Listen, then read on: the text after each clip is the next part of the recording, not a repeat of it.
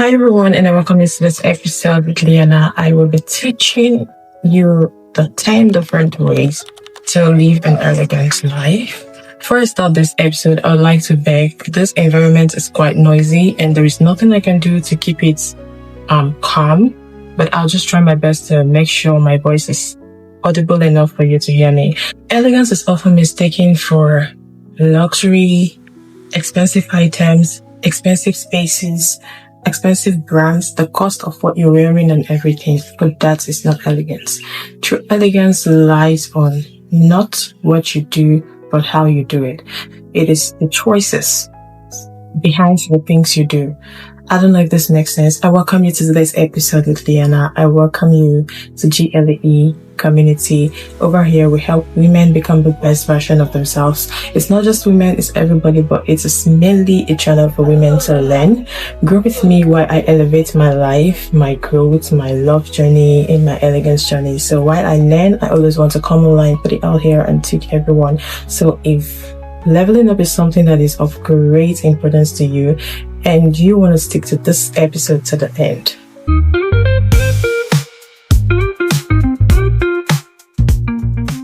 So I've put down here some points that would help us learn how to live an elegant life. And one of the points I have here is that simplicity is the foundation of elegance. Now, elegance does not have to do with you wearing bulky things, looking all flashy every single time, applying the highest makeup, and it's in removing the things that are not really necessary.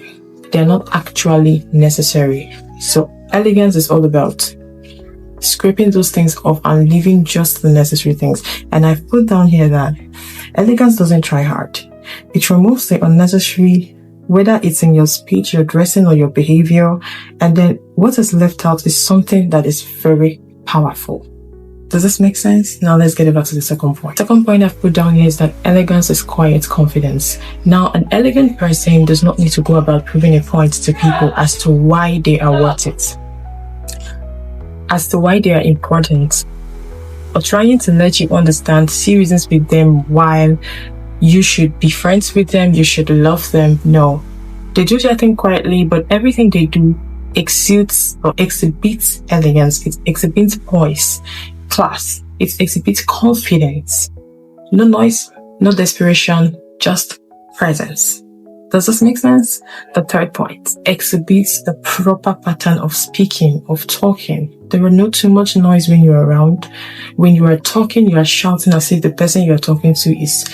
How you speak can make you elegant or not. Elegance also shows up in the way you speak, your choice of words, when you say them, how you say it, the timing of when they come in, keeping your mouth shut when your opinion is not needed, or when your opinion is not needed, you must not yap up about everything you see. So your choices of words, how you talk, how you express yourself, how you associate with people. When people come close to you, how do they feel? Do you make them feel terrible with your words and everything? All these are parts of refinement. So an elegant person, speak quietly and your voice should be sorted for. I've said this countless times that your voice should be sorted for. Okay? So the next point I've put down here is that elegance is emotional control. Not suppression, but control. Being able to feel deeply without reacting recklessly. How do you manage uncomfortable moments? Your ability to remain composed, your composure even in difficult moments is what makes you an elegant person. Now, some of you will argue, so I should be being elegant when I'm going through a lot and everything. Yes. Sometimes when you are put together and you try to put yourself together, you have the ability to think and get yourself out of your difficult situation. Noise have never helped anyone. Sometimes even when you're going through a serious tragedy, a very bad moment, the only thing you could see people will offer you, for those who want to offer, is sorry. The other people will try to ask and know what's going on in your life and just gossip about the situation. So your composure, sometimes the things happening to you is not just all, it's how you react to it. So the way you compose yourself is what would show you an elegant person. I don't know if this really makes sense, right? So you don't need to be all over the place. When every little thing happens to you, you are shouting, you are telling the word, you are yelling, you are all crazy. It does not really make any sense. Okay, so your composure, even in the face of difficult moments, is what really, really matters. I don't know if this makes sense. Another point I've put down here is that elegance is how you treat people who cannot benefit you, like people who cannot give you anything. True elegance is shown in kindness. The way you exhibit your character towards people that you know cannot pay you back. But you just have to be kind in your character, in your word. You have to help. And I've put down here that it reveals itself in kindness, respect, and grace, especially when there's nothing to gain. It's your character and not performance, right? It's not something you do when you're on the camera, you show the world how kind you can be, but behind closed doors, you're an animal. No, that's not elegance. It is you being naturally kind enough to pay people even when you are not expecting them to give you anything in return. How do you manage people? How do you manage situations? Do you sometimes show empathy, or do you show empathy to people that need empathy?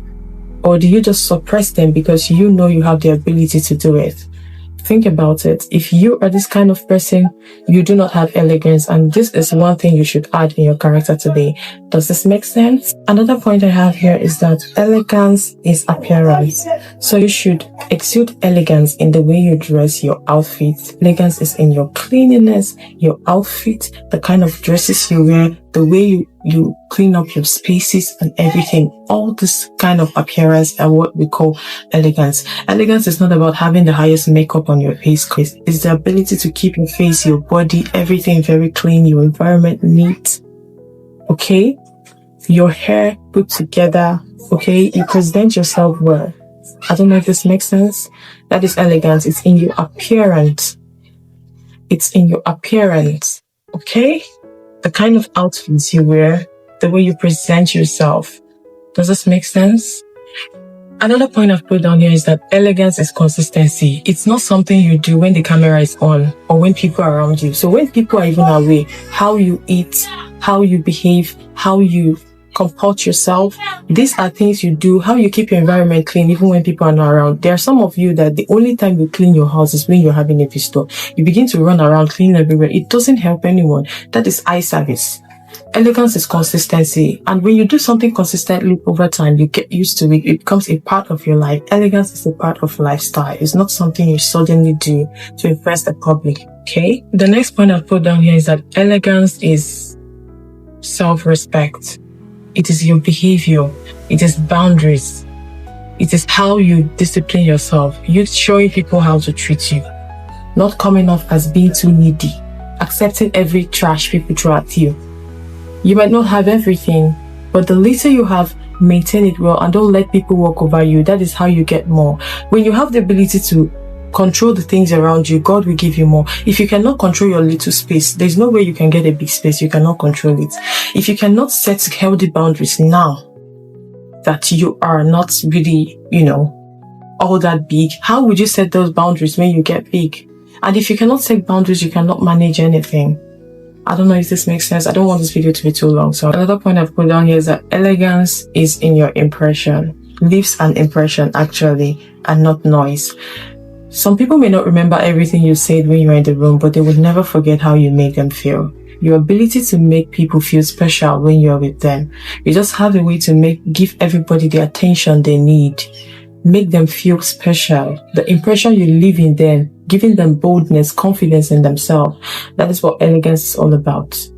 So they might not remember everything you said, but they would never forget how you made them feel. So sometimes it's just a serious push to people's life to get better, to take their life seriously, to believe they are better, to believe that they are capable, okay? The audacity you give people to try.